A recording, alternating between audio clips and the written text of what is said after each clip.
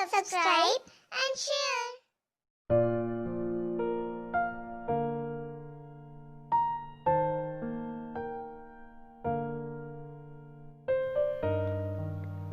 शिवाजी भोसले उर्फ छत्रपति शिवाजी महाराज एक भारतीय शासक और मराठा साम्राज्य के संस्थापक थे।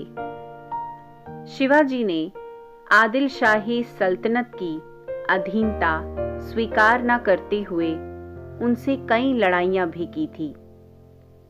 शिवाजी को हिंदुओं का नायक भी माना जाता है। शिवाजी महाराज एक बहादुर, बुद्धिमान और निडर शासक थे। धार्मिक कार्य में उनकी काफी रुचि थी। रामायण और महाभारत का अभ्यास वह बड़े ध्यान से करते थे। वर्ष 1674 में शिवाजी महाराज का राज्याभिषेक हुआ था और उन्हें छत्रपति का खिताब मिला। आइए अब उनकी जीवनी के बारे में विस्तार से सुनते हैं। शिवाजी महाराज का जन्म 19 फरवरी 1630 में शिवनेरी दुर्ग में हुआ था। इनके पिता का नाम शाहजी भोसले और माता का नाम जीजाबाई था। शिवनेरी दुर्ग पुणे के पास है। उनकी माता ने उनका नाम भगवान शिवाय के नाम पर शिवाजी रखा। उनकी माता भगवान शिवाय से स्वस्थ संतान के लिए प्रार्थना किया करती थी। शिवाजी के पिताजी शाहजी भोसले एक मराठा सेनापति थे, जो कि डेक्कन सल्तनत के लिए कार्य किया करते थे। शिवाजी के जन्म के समय डेक्कन की सत्ता 3 इस्लामिक सल्तनतों बीजापुर, अहमदनगर और गोलकोंडा में थी। शिवाजी अपनी मां जीजाबाई के प्रति बेहद समर्पित थे। उनकी मां बहुत ही धार्मिक थी। उनकी माता शिवाजी को बचपन से ही युद्ध की कहानियां तथा उस युग की घटनाओं के बारे में बताती रहती थी। खासकर उनकी मां उन्हें रामायण और महाभारत की प्रमुख कहानियां सुनाती थी, जिन्हें सुनकर शिवाजी के ऊपर बहुत ही गहरा असर पड़ा था। इन 2 ग्रंथों की वजह से वो जीवन पर्यंत हिंदू महत्वों का बचाव करते रहे। इसी दौरान शाहजी ने दूसरा विवाह किया और अपनी दूसरी पत्नी तुकाबाई के साथ कर्नाटक में आदिल शाह की तरफ से सैन्य अभियानों के लिए चले गए। उन्होंने शिवाजी और जीजाबाई को दादोजी कोंडदेव के पास छोड़ दिया। दादोजी ने शिवाजी को बुनियादी लड़ाई तकनीकों के बारे में, जैसे कि घुड़सवारी, तलवारबाजी और निशानेबाजी सिखाई। शिवाजी महाराज का विवाह 14 मई 1640 में सईबाई निम्बलाकार के साथ लाल महल पुणे में हुआ था। शिवाजी महाराज ने वर्ष 1645 में आदिल शाह सेना को बिना सूचित किए कोडना किला पर हमला कर दिया। इसके बाद आदिल शाह की सेना ने शिवाजी के पिता शाहजी को गिरफ्तार कर लिया। आदिल शाह सेना ने यह मांग रखी कि वे उनके पिता को तब रिहा करेगा जब वे कोडना का किला छोड़ देंगे। उनके पिता की रिहाई के बाद 1645 में शाहजी की मृत्यु हो गई। पिता की मृत्यु के बाद शिवाजी ने फिर से आक्रमण करना शुरू कर दिया। वर्ष 1659 में आदिल शाह ने अपने सबसे बहादुर सेनापति अफजल खान को शिवाजी को मारने के लिए भेजा। शिवाजी और अफजल खान 10 नवंबर 1659 को प्रतापगढ़ के किले के पास एक झोंपड़ी में मिले। दोनों के बीच एक शर्त रखी गई कि वह दोनों अपने साथ केवल एक ही तलवार लाए। शिवाजी को अफजल खान पर भरोसा नहीं था और इसलिए शिवाजी ने अपने कपड़ों के नीचे कवच डाला और अपनी दाईं भुजा पर बाघ नख, जिसे टाइगर्स क्लॉ, रखा और अफजल खान से मिलने चले गए। अफजल खान ने शिवाजी के ऊपर वार किया, लेकिन अपने कवच की वजह से वे बच गए और फिर शिवाजी ने अपनी बाघ नख से अफजल खान पर हमला कर दिया। हमला इतना घातक था कि अफजल खान बुरी तरह से घायल हो गया और उसकी मृत्यु हो गई। इसके बाद शिवाजी के सैनिकों ने बीजापुर पर आक्रमण कर दिया। शिवाजी ने 10 नवंबर 1659 को प्रतापगढ़ के युद्ध में बीजापुर की सेना को हरा दिया। शिवाजी की सेना ने लगातार आक्रमण करना शुरू कर दिया। शिवाजी की सेना ने बीजापुर के 3000 सैनिक मार दिए और अफजल खान के 2 पुत्रों को गिरफ्तार कर लिया। शिवाजी ने बड़ी संख्या में हथियारों, घोड़ों और दूसरे सैन्य सामानों को अपने अधीन कर लिया। इससे शिवाजी की सेना और ज्यादा मजबूत हो गई और मुगल बादशाह औरंगजेब ने इसे मुगल साम्राज्य का सबसे बड़ा खतरा समझा। मुगलों के शासक औरंगजेब का ध्यान उत्तर भारत के बाद दक्षिण भारत की तरफ गया। उसे शिवाजी के बारे में पहले से ही मालूम था। औरंगजेब ने दक्षिण भारत में अपने मामा शाइस्ता खान को सूबेदार बना दिया था। शाइस्ता खान अपने 1.5 लाख सैनिकों को लेकर पुणे पहुंच गया और उसने वहां लूटपाट शुरू कर दी। शिवाजी ने अपने 350 मावलों के साथ उन पर हमला कर दिया।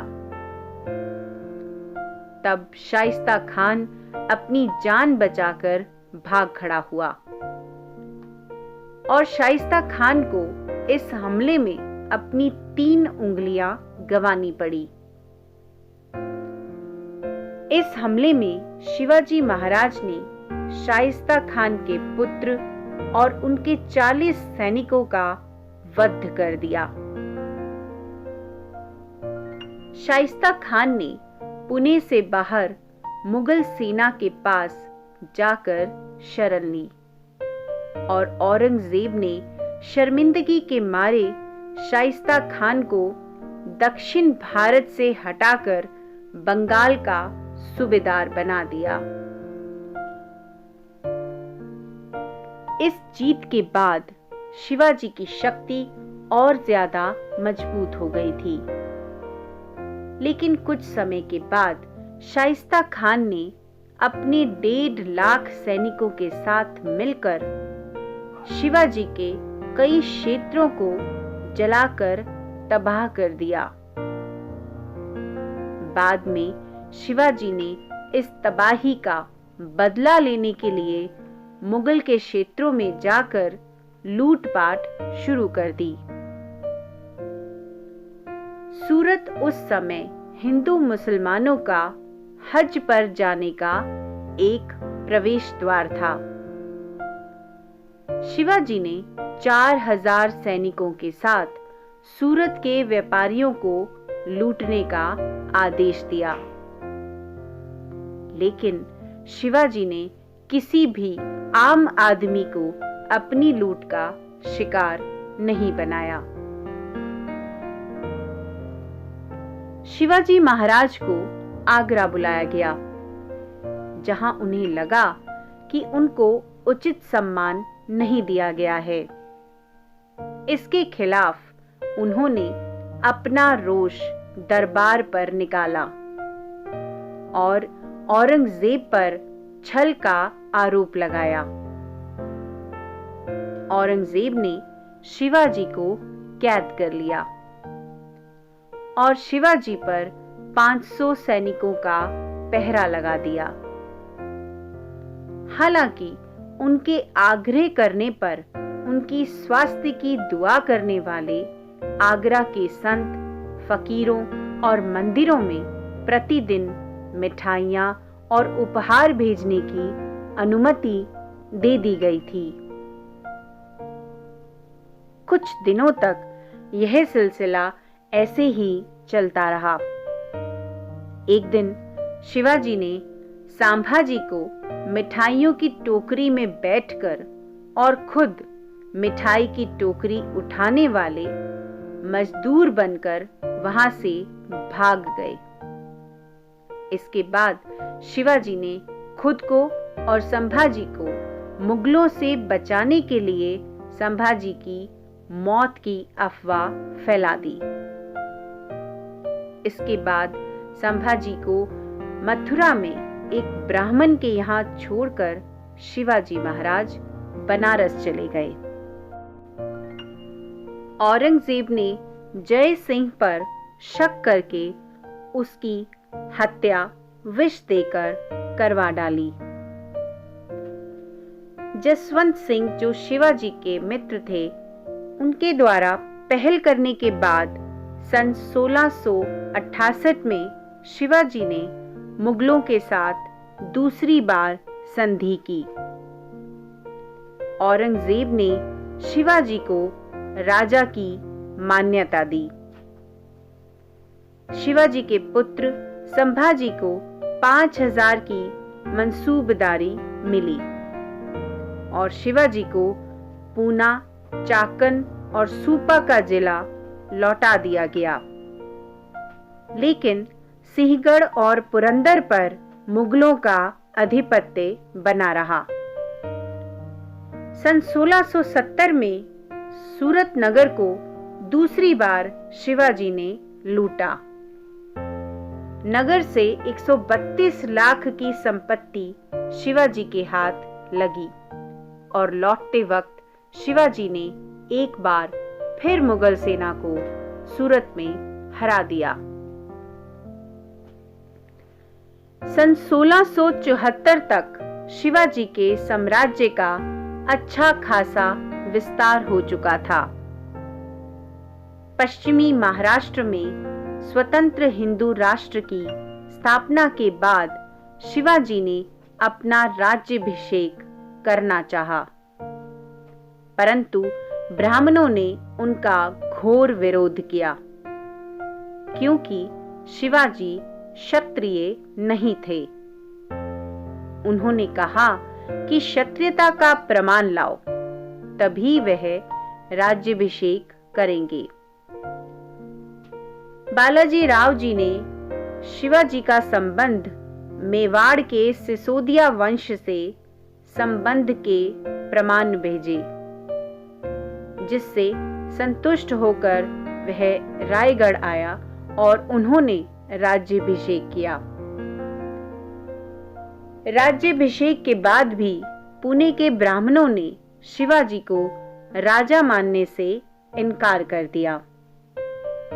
इसके बाद शिवाजी ने अष्टप्रधान मंडल की स्थापना की। विभिन्न राज्यों के दूतों, प्रतिनिधियों के अलावा विदेशी व्यापारियों को भी इस समारोह में आमंत्रित किया गया। इस समारोह में लगभग रायगढ़ के 5000 लोग इकट्ठा हुए थे। शिवाजी को छत्रपति का खिताब दिया गया। उनके राज्याभिषेक के 12 दिन बाद ही उनकी माता का देहांत हो गया। इस कारण फिर से 4 अक्टूबर 1674 को दूसरी बार उनका राज्याभिषेक हुआ। 2 बार हुए इस समारोह में लगभग 50 लाख रुपए खर्च हुए।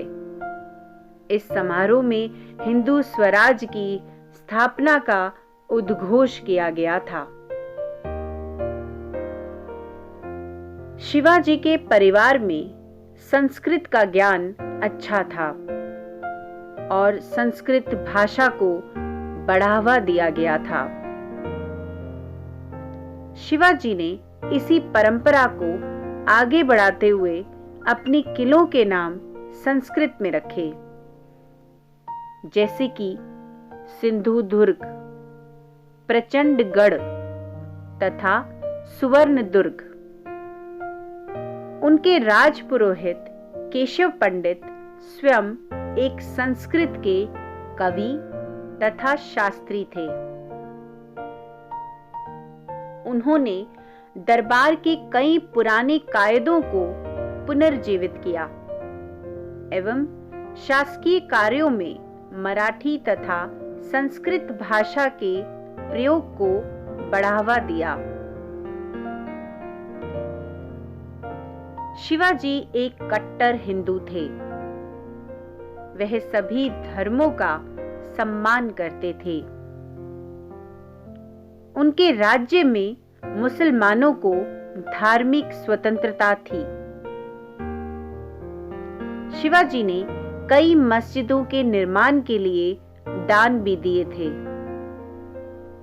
हिंदू पंडितों की तरह मुसलमान संतों और फकीरों को बराबर का सम्मान प्राप्त था। उनकी सेना में कई मुस्लिम सैनिक भी थे। शिवाजी हिंदू संस्कृति का प्रचार किया करते थे। वह अक्सर दशहरे पर अपने अभियानों का आरंभ किया करते थे। शिवाजी ने काफी कुशलता से अपनी सेना को खड़ा किया था। उनके पास एक विशाल नौसेना भी थी, जिसके प्रमुख मयंक भंडारी थे। शिवाजी ने अनुशासित सेना तथा सुस्थापित प्रशासनिक संगठनों की मदद से एक निपुण तथा प्रगतिशील सभ्य शासन स्थापित किया। उन्होंने सैन्य रणनीति में नवीन तरीके अपनाए, जिसमें दुश्मनों पर अचानक आक्रमण करना जैसे तरीके शामिल थे। शिवाजी को एक सम्राट के रूप में जाना जाता है। उनको बचपन में कुछ खास शिक्षा नहीं मिली थी, लेकिन वह फिर भी भारतीय इतिहास और राजनीति से अच्छी तरह से परिचित थे। शिवाजी ने प्रशासकीय कार्यों में मदद के लिए 8 मंत्रियों का एक मंडल तैयार किया था, जिसे अष्टप्रधान कहा जाता था। इसमें मंत्रियों प्रधान को पेशवा कहते थे। राजा के बाद सबसे ज्यादा महत्व पेशवा का होता है। अमात्य वित्त मंत्री और राजस्व के कार्यों को देखता था और मंत्री राजा के दैनिक कार्यों का लेखा जोखा रखता था। सचिव दफ्तरी काम किया करता था।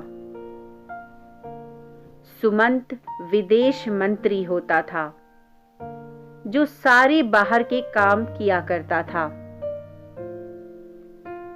सेनापति सेना का प्रधान होता था।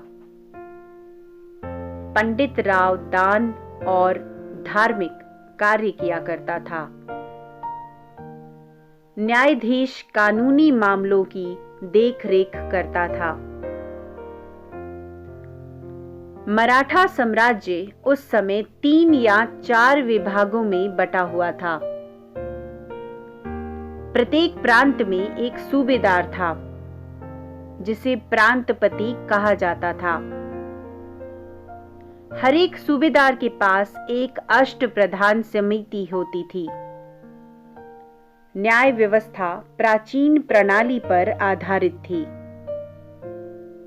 शुक्राचार्य, कौटिल्य और हिंदू धर्म शास्त्रों को आधार मानकर निर्णय दिया जाता था।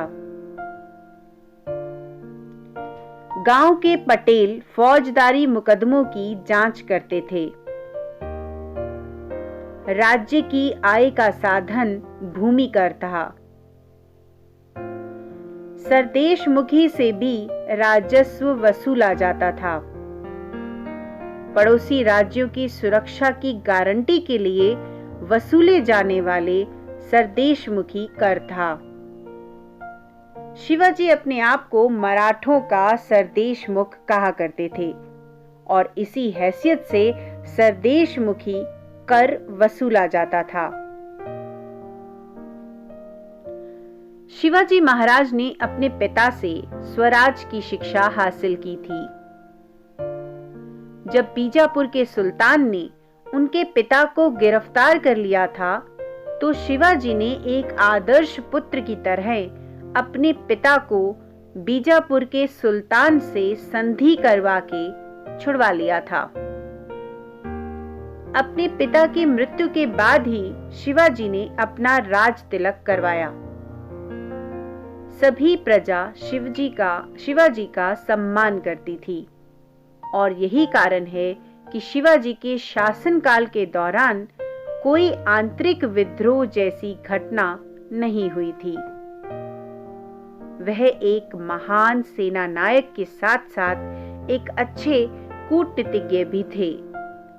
वे अपने शत्रु को आसानी से मात दे देते थे। शिवाजी महाराज के बारे में एक पुस्तक गनीमी कावा लिखी गई है, जिसमें उनके शत्रु पर अचानक से आक्रमण करने के कई किस्से हैं। एक स्वतंत्र शासक की तरह उन्होंने अपने नाम का सिक्का चलवाया, जिसे शिवराई कहते थे, और यह सिक्का संस्कृत भाषा में था। 3 अप्रैल 1680 में लगातार 3 सप्ताह तक बीमार रहने के बाद यह वीर हिंदू सम्राट सदा के लिए इतिहासों में अमर हो गया और उस समय उनकी आयु 50 वर्ष थी। शिवाजी महाराज एक वीर पुरुष थे, जिन्होंने अपना पूरा जीवन मराठा हिंदू साम्राज्य के लिए समर्पित कर दिया। मराठा इतिहास में सबसे पहला नाम शिवाजी का ही आता है। आज महाराष्ट्र में ही नहीं, पूरे देश में वीर शिवाजी महाराज की जयंती बड़े ही धूमधाम के साथ मनाई जाती है। शिवाजी महाराज की जयंती हर वर्ष 15 मार्च को मनाई जाती है। आइए अब जानते हैं छत्रपति शिवाजी महाराज के बारे में कुछ रोचक तथ्य।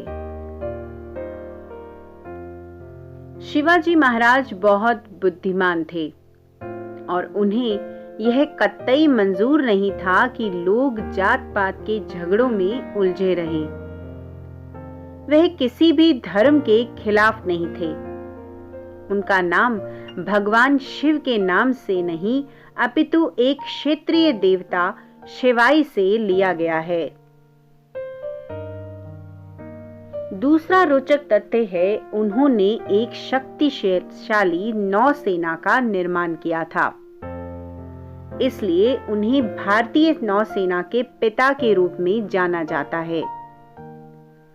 अपने प्रारंभिक चरणों में ही उनको नौसैनिक बल के महत्व का एहसास हो गया था। क्योंकि उन्हें यकीन था कि यह डच, पुर्तगाली और अंग्रेजों सहित विदेशी आक्रमणकारियों से स्वतंत्र रखेगा और समुद्री डाकुओं से कोंकण तट की भी रक्षा करेगा। यहां तक कि उन्होंने जयगढ़, विजयदुर्ग, सिंधुदुर्ग और अन्य कई स्थानों पर नौसेना किलों का निर्माण किया। क्या आपको पता है कि उनके पास 4 अलग अलग प्रकार के युद्धपोत भी थे, जैसे मंजूहंस पाल्स, गुरबस और गल्लीबट्स। तीसरा रोचक तथ्य है, शिवाजी युद्ध की रणनीति बनाने में माहिर थे और सीमित संसाधनों के होने के बावजूद छापेमारी युद्ध कौशल का परिचय उन्होंने तब दिया जब बहुत ही कम उम्र, मात्र 15 साल में तोरना किले पर कब्जा करके बीजापुर के सुल्तान को पहला तगड़ा झटका दिया था। 1655 आते आते उन्होंने एक के बाद एक कोंडन, जवली और राजगढ़ किलों पर कब्जा करके धीरे धीरे संपूर्ण कोंकण और पश्चिमी घाट पर कब्जा जमा लिया था। चौथा रोचक तथ्य है, क्या आप जानते हैं कि बीजापुर को जीतने के लिए शिवाजी ने औरंगजेब की सहायता के लिए हाथ आगे बढ़ाया था? पर ऐसा हो ना सका, क्योंकि अहमदनगर के पास मुगल क्षेत्र में 2 अधिकारियों ने छापा मार दिया था। पांचवा तथ्य है, वह शिवाजी थे जिन्होंने मराठों की एक पेशेवर सेना का गठन किया। इससे पहले मराठों की कोई अपनी सेना नहीं थी। उन्होंने एक औपचारिक सेना, जहां कई सैनिकों को उनकी सेवाओं के लिए साल भर का भुगतान किया गया, उसका गठन किया था।